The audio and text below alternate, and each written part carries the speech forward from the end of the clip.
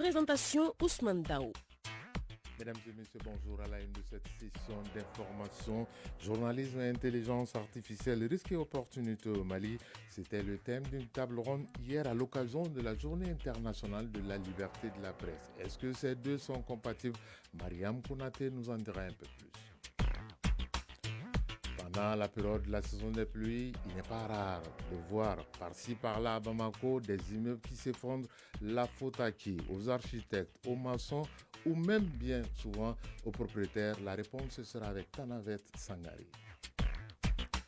Dans notre dossier culture de ce mardi, nous allons partir très loin de Bamako pour vous dire comment le Mali est riche dans sa culture avec une chanson très célèbre. Je ne vous en dis pas plus. Restez avec nous. Mamoutou Dante nous fera découvrir cette chanson du terroir de Caille. La page internationale sera l'affaire de Aïssata Yanogo. Elle va nous emmener en Côte d'Ivoire où la coalition d'opposition CAP-CI appelle le gouvernement à un scrutin transparent et inclusif. Pour cela, prône le dialogue. Pendant ce temps au Gabon, le tout nouveau président Brice Clotaire Oligui Nguema nomme son gouvernement et son vice-premier ministre. Et puis demain, le monde catholique a les yeux rivés sur le Vatican, notamment vers la chapelle Sixtine pour l'élection du tout nouveau pape. Les 133 cardinaux rentreront en conclave demain. Voilà pour le sommaire dans un instant. Les détails. Mardi 6 mai 2025, mesdames et messieurs, bonjour. Merci d'avoir la chaîne 2 pour vous informer et bienvenue dans ce journal. Je le disais, journalisme et intelligence artificielle, risques et opportunités au Mali était le thème d'une table ronde hier à la Maison de la Presse. Cette rencontre a réuni les journalistes évidemment, les experts en technologie et acteurs du secteur des médias avec une initiative de l'Alliance des professionnels de la presse écrite du Mali. Table ronde suivie par Mariam Konati. Cette table ronde s'inscrit dans le cadre de la formation des journalistes afin de permettre aux hommes de médias d'être en phase avec les mystères de l'intelligence artificielle. Pour beaucoup de professionnels, l'IA représente une opportunité de moderniser la pratique journalistique. Moro Chaka Diallo, journaliste. J'utilise l'intelligence artificielle, j'utilise d'autres types d'IA qui génèrent des images, des vidéos et qui font des montages publicitaires. L'intelligence artificielle est une opportunité, c'est un atout pour tout le monde parce que ça facilite l'accès aux sources d'information. Aminata Agali Yatara, journaliste. Oui, je l'utilise, mais de façon ponctuelle, on va dire. Souvent dans certaines circonstances, par exemple dans le cadre du journalisme d'investigation. Donc on fait souvent appel à quelques outils de l'IA pour pouvoir camoufler des voix, mais tout en gardant le contenu du message réel. Non utilisatrice de l'IA, Alimatou Yatara, journaliste, estime que l'IA a surtout des inconvénients. Vu les exigences du média dans lequel je travaille, c'est de faire très attention à cela, parce que l'intelligence artificielle peut nous aider, mais il peut également regresser la connaissance du journaliste. La tenue de cette table ronde vise un objectif clair, selon Dado Kamara, présidente de l'Alliance des professionnels de la presse écrite du Mali. C'est de lutter contre les risques de l'intelligence artificielle. Les réseaux sociaux ont beaucoup impacté sur le travail des journalistes. Donc nos attentes, c'est d'abord connaître les risques et les opportunités pour ne pas vraiment tomber dans les pièges. Aujourd'hui, on peut trouver beaucoup d'articles en ligne rédigés par l'intelligence artificielle. Donc ça peut vraiment impacter sur notre travail de tous les jours. Entre innovation et prudence, les professionnels des médias maliens cherchent à trouver l'équilibre dans les transitions numériques. Il est donc important de rester vigilant dans l'utilisation de l'intelligence artificielle qui s'intègre de plus en plus dans le quotidien des professionnels. Oui, Mariam Konati, c'est cet équilibre qui est très difficile à trouver, ce qui est de la construction à Bamako pendant notamment la saison des pluies. Il n'est pas rare, très souvent, de constater par-ci par-là des effondrements d'immeubles. Alors, ces effondrements d'immeubles sont principalement liés au non-respect, très souvent, des normes de construction pour certaines habitations et voire des immeubles. Alors, est-ce les normes ou est-ce les maçons ou les architectes? Tanavet Sangari est allé sur le terrain pour voir pour nous. Le 24 juillet 2024 est une date inoubliable pour la famille Maïga.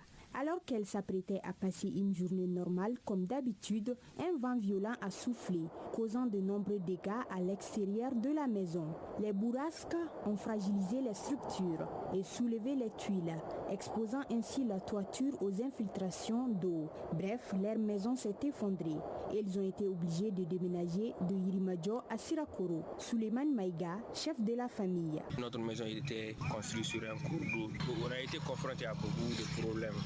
Après investigation, il s'est avéré que le propriétaire n'avait pas respecté les normes édictées par la loi.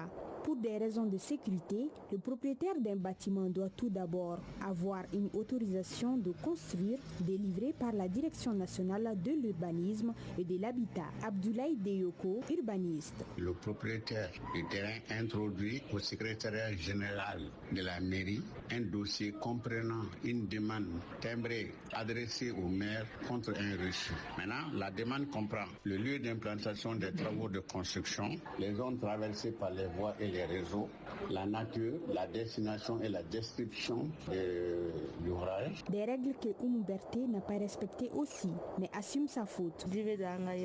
À chaque hivernage, nous sommes envahis par l'eau. On passe toute la nuit à faire sortir de l'eau. Lors de la construction de notre maison, nous avons confié tout le travail à un cousin qui est maçon. Nous sommes très inquiets cette année. Yaya Djara, maçon. Nous travaillons avec le plan que nous donne l'ingénieur.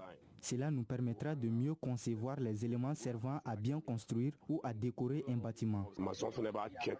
Abdraman Philippin Sidibé, président de l'Ordre des architectes du Mali. C'est surtout la méconnaissance et puis le facteur autoconstruction, c'est-à-dire que les gens se donnent des compétences qu'ils n'ont pas. Ça finit toujours très mal. Mahmoud Sissé, ingénieur en génie civil. L'ingénieur qui fait le calcul des structures pour voir quels sont les besoins des structures, les dimensionnements qu'il faut pour que le bâtiment soit durable.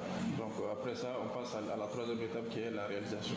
Pour ne pas être confronté au même problème que la famille Maïga, Moussa Diakité, entrepreneur, fait appel au maître d'œuvre afin que son bâtiment soit de qualité. J'aimerais vraiment être en sécurité avec ma famille. À Bamako, les bâtiments poussent comme des champignons. Rappelons que les Bamakois ont en mémoire l'effondrement d'un immeuble à Bamako-Koura en 2012, auquel le propriétaire voulait ajouter plusieurs étages. Et il n'y a pas que les effondrements des immeubles à Bamako, des maisons à usage d'habitation qui font peur aux Bamakois. Il y a aussi les mototaxis à l'approche de la saison des pluies, puisque ce n'est pas des motos qui sont couvertes. Alors, les nombreux clients, souvent, peinent à prendre ces mototaxis, alors que ces engins qui sont d'une importance capitale dans la circulation de Bamako pour faciliter le déplacement, ces propriétaires se frottent les deux mains. Mais à l'approche de la saison des pluies, comment ils feront? Élément de réponse avec Mariam Dao. Difficile de circuler à Bamako sans les voir. Cet engin à 2 roues appelé Tilmani est aujourd'hui le gagne-pain de bon nombre de personnes. Pendant l'hivernage, conduire les mototaxis est un parcours de combattant, nous dit Nou Traoré, propriétaire de mototaxi. Conduire les Tilmani pendant l'hivernage est vraiment difficile. Personnellement, je ne conduis pas trop pendant l'hivernage à cause des eaux usées qui débordent. Et la clientèle aussi se fait rare. Quant à la recette, ça ne change pas. Ce que je peux dire aux propriétaires de mototaxis est de diminuer la recette pendant l'hivernage, car c'est difficile pour nous de nous en sortir. Oumar Danyogo est aussi conducteur de mototaxi. Il parvient à s'adapter à cette période.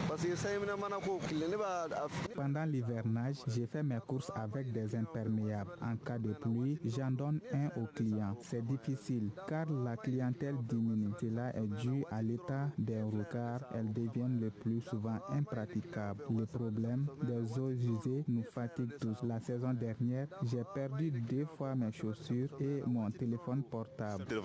S'ils sont nombreux à préférer la mototaxi pour sa rapidité, tel n'est pas le cas pour tout le monde. C'est le cas pour Oumousanou. Je préfère prendre le Sotrama. Les conducteurs de mototaxi ne sont pas du tout prudents sur la route. Je ne leur fais pas confiance. Sali Djara. Les conducteurs de Télimani ne conduisent pas doucement. Pendant l'hivernage, c'est encore pire. Il rentre dans l'eau sale et le verse sur tout le monde. Si tu parles, il te répond souvent mal, des fois même avec des insultes. C'est vraiment pénible. Comme plusieurs secteurs, la conduite de mototaxi est un véritable casse-tête pendant la saison de pluie. C'est là, malgré les plans et les dispositifs pris pour faire face à l'hivernage. Néanmoins, la prudence et l'indulgence doivent être de mise pendant cette période. Elle n'est pas arrivée en mototaxi dans ce journal, mais elle sera là dans un instant pour la page internationale. À présent, le tour d'horizon de l'actualité internationale. Et ce sera développé par Aïssata Yanouga.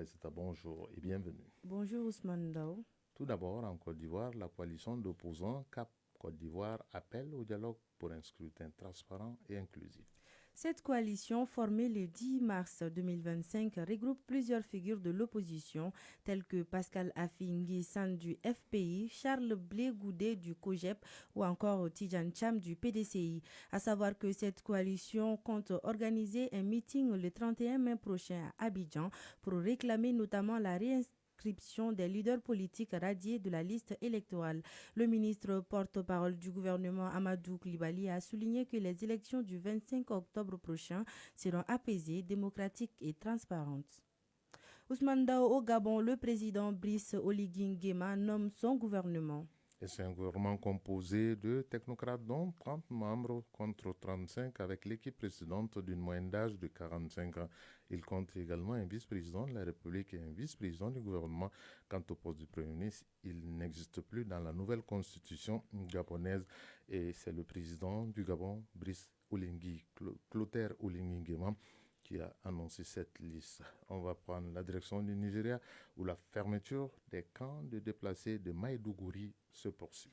Le gouverneur de l'État de Borno, Babagana Zulum, a indiqué que le camp de Mouna serait définitivement fermé dans les prochaines semaines. Depuis 2021, le gouverneur de l'État de Borno s'est donné pour objectif de fermer tous les camps de déplacés officiels de la ville de Maïdougouri, qui concentraient plus de 80% de près de 2 millions de déplacés du conflit qui oppose l'armée nigérienne à Boko Haram. Le gouvernement régional estime que 2,7 milliards de dollars seront nécessaires pour assurer la réinstallation complète de tous les déplacés des camps officiels de Maïdougouri dans les 3 prochaines années dans le cadre de cette stratégie de l'État de Borno. Les cardinaux rentrent demain en conclave pour élire le prochain pape Ousmane Dao. Et c'est à partir de 14h30, le conclave qui signifie fermé à clé devant désigner le successeur du pape François débutera dans le plus grand secret sous la chapelle Sixtine. Coupés de tout et du monde, les 133 cardinaux vont désigner le futur pape. Ils ne ressortiront qu'une fois le pape élu. Déjà hier, tous les cardinaux devant assister au déroulement du conclave ont prêté serment dans la chapelle Pauline du palais apostolique de garder le secret parmi les papabilés, c'est-à-dire ceux qui sont favoris pour être papes en lieu et place de François, le Ghanéen Peter Turkson, le Guinéen Sarah, l'Italien Pietro Parolin, le Philippin Luis Antonio Tagle et le Français Jean-Marc Aveline. Une fois en conclave, Aïssata Yanogo, tous les soirs, le monde attendra la fumée qui s'échappera du cheminée de la chapelle Sixtine si elle est noire. Ça veut dire qu'on n'a pas le nom du pape et si elle est blanche, elle sera accompagnée de la célèbre phrase latine Habemus Papam, c'est-à-dire je vous annonce avec grande joie que nous avons un pape.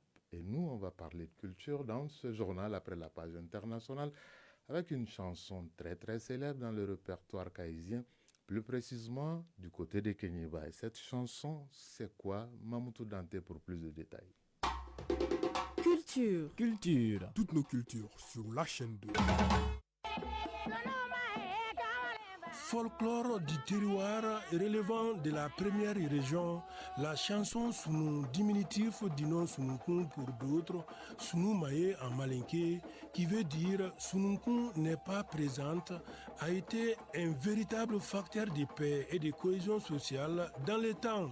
Abdoulaye Kone, professeur de danse au conservatoire Bala Faseke de Bamako. C'était une danse dans la région de Kaye, c'était Mandengulu et après c'était Manden Djembe. Et ensuite Ensuite, nous sommes venus, qui est la dernière version, qui est Sunu Maye. Aujourd'hui, au Mali, ils sont plusieurs jeunes qui ignorent encore l'origine de la chanson qui, au départ, était une danse du tiroir pour dénoncer une situation dans la société. Abdoulaye Koné. Sunugun, c'était la meilleure danseuse de Djemé. Bakary Fofana était le meilleur danseur jeune de Djemé. Il s'est trouvé qu'il y avait un antécédent d'histoire entre la communauté de Bakary Fofana et la communauté de Sunugun, les Kakolo et les Dabo. Après cette guerre, ces deux familles ont décidé de ne pas même s'aimer. Avec l'arrivée de ces deux jeunes, de plus, le rapprochement crée l'amour. Ils étaient les plus chuchotés du village, ils dansaient ensemble et finalement ils sont tombés amoureux l'un de l'autre. Le moment où la famille de Sunugun a su que Sunugun est tombé amoureuse de Bakary, or il y a une antécédente d'histoire de guerre entre eux, le père de Sunugun a enfermé Sunugun. Donc il y a quelqu'un qui est venu dire à la jeunesse que le père de Sunugun a enfermé Sunugun, de ne plus jamais venir à la soirée de danse de Djemé. Ainsi, nos valeurs culturelles ont toujours développé des rôles importants d'éducation et cultivé le pardon, la paix et la réconciliation sociale entre les peuples. Abdoulaye Koné, professeur de danse au conservatoire Bala Faseke de Bamako. Un jour, ils ont pris les djemé, les chansons, pour aller voir le père de Sunugun. Donc en allant voir le père de Sunugun, la chanteuse a pris vraiment cette chanson qui est Sunu.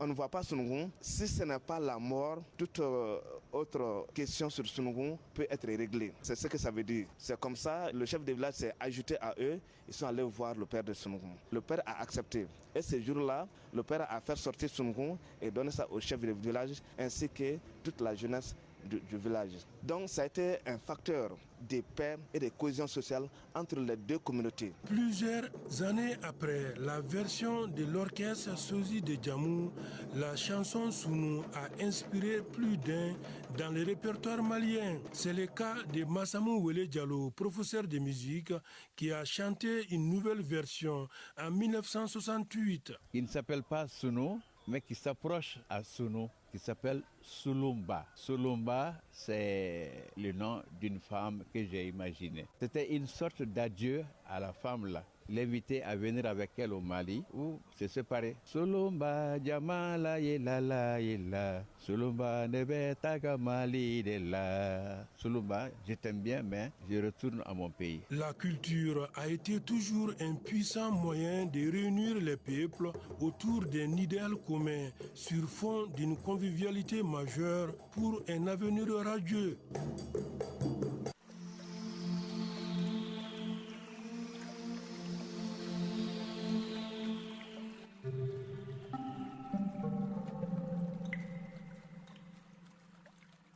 Dans ce journal, actuellement, le thermomètre affiche 37 degrés. La maximale attendue sera de 41 degrés Celsius, mais sachez que Mali Météo, l'agence Mali Météo annonce toute cette semaine que le ciel sera nuageux à couvert et la visibilité sera surtout bonne et les températures minimales seront comprises entre 22 degrés Celsius et 33 degrés Celsius. Les maximales attendues sont entre 35 degrés Celsius et 44 degrés Celsius. Dans plusieurs localités, il va pleuvoir, notamment à Sikasso, Bougouni, Douila, Kita, Koulikoro, Kouchala, Ségousan, Kita, Bandiangara, Mopti et bien sûr le district de Bamako. Restez donc attentifs au bulletin météorologique, comme je sais que vous serez attentifs juste derrière moi aux nouvelles sportives avec Awa Kamisoko et Bourema Diallo pour toute l'actualité sportive sur la chaîne 2. C'est la fin de cette session d'information que j'ai eu le plaisir de vous présenter avec à la mise en onde Diala Samake, Fatoumata Diallo, coordination Sirou Traoré, Nyanya Alou Traoré, mise en ligne c'est Badi Touré et le prochain rendez-vous avec l'actualité c'est à 18h. Tout le plaisir a été pour nous de vous servir. Si vous êtes à table, bon appétit. Si vous avez fini de manger, bonne digestion. Chacun de nous ne peut être une étoile, mais tâchons de briller pour éclairer là où nous sommes. Au revoir, à très bientôt.